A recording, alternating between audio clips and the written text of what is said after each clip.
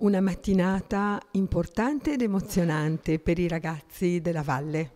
Sì, i ragazzi si trovano ogni sabato per vivere l'esperienza del catechismo e mi pare che l'incontro con il vescovo, soprattutto un incontro così proprio vero, diretto, sia utile per loro certamente perché intuiscono che il vescovo è pastore ed è padre, no? E quindi anche questa idea di un vescovo che va in mezzo a loro, che li ascolta, che dialoga, ha risposto alle loro domande, hanno pregato insieme, ci fa, mi pare, capire che il catechismo è il segno che la fede poi è un rapporto vivo con Gesù ed è un rapporto che si declina nella vita di tutti i giorni, nella nostra vita. Per i ragazzi questo è un momento forte che segue anche la Cresima. Loro, come pensi, lo aspettino questo momento?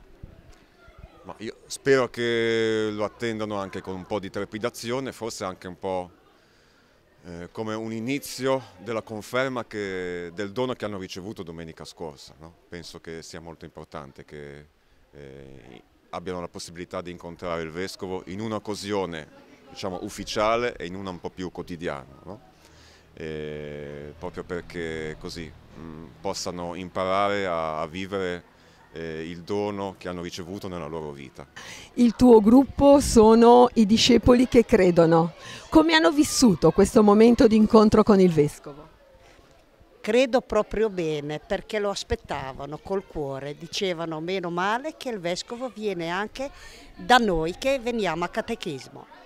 I tuoi bambini sono i figli perdonati, quindi quasi più piccoli.